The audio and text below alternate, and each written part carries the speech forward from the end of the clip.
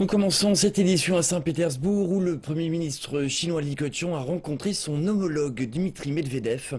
Le Premier ministre chinois a déclaré que les deux pays devaient mettre pleinement en valeur leurs avantages complémentaires afin d'ajouter une nouvelle vitalité à leur développement respectif.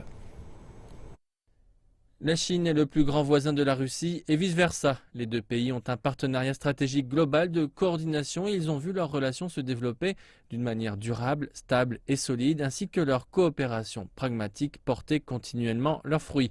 Voici ce qu'a déclaré Li Keqiang durant sa rencontre avec Dmitri Medvedev. Li Keqiang est arrivé à Saint-Pétersbourg dimanche pour la 21e rencontre régulière des premiers ministres chinois et russes et pour une visite officielle aux voisins du Nord.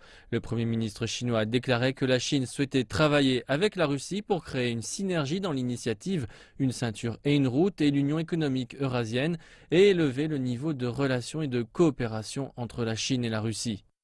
Dmitri Medvedev a de son côté déclaré que les deux pays devraient faire plus d'efforts pour renforcer la coopération dans l'innovation des PME, laquelle mène activement la coopération dans de grands projets dans les secteurs du pétrole, du gaz et de l'énergie nucléaire civile.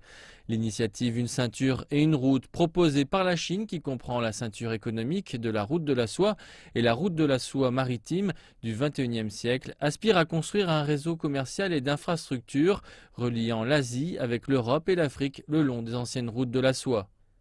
Li Keqiang a déclaré que dans un contexte de reprise économique mondiale fragile et de croissance commerciale mondiale lente, la Chine et la Russie doivent mettre pleinement en valeur leurs avantages complémentaires afin d'ajouter une nouvelle vitalité, une revitalisation, une transformation et une amélioration économique dans leur développement respectif.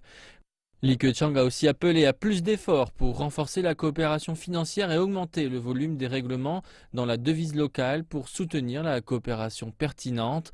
Sur le commerce et l'investissement, Li Keqiang a déclaré que les deux côtés devaient travailler pour développer le commerce, protéger conjointement le système et les règles du commerce, améliorer complètement le niveau de facilitation et promouvoir un développement solide et durable de la coopération économique et commerciale bilatérale et les investissements bilatéraux. La coopération dans l'agriculture profite d'une belle perspective, selon le Premier ministre chinois. Ce dernier a donc conseillé aux deux pays de stimuler la coopération dans ce secteur. Durant la rencontre, Li Keqiang a également parlé des échanges de peuple à peuple et de la coopération dans la science et la technologie, ainsi que dans l'éducation, appelant à faire des efforts pour faire de l'année des échanges médiatiques un succès. Cette année marque le 15e anniversaire de la signature du traité de bon voisinage et de coopération amicale entre la Chine et la Russie et le 20e anniversaire de l'établissement du partenariat stratégique de coordination Chine-Russie. Le Premier ministre doit rencontrer le président russe Vladimir Poutine à Moscou aujourd'hui.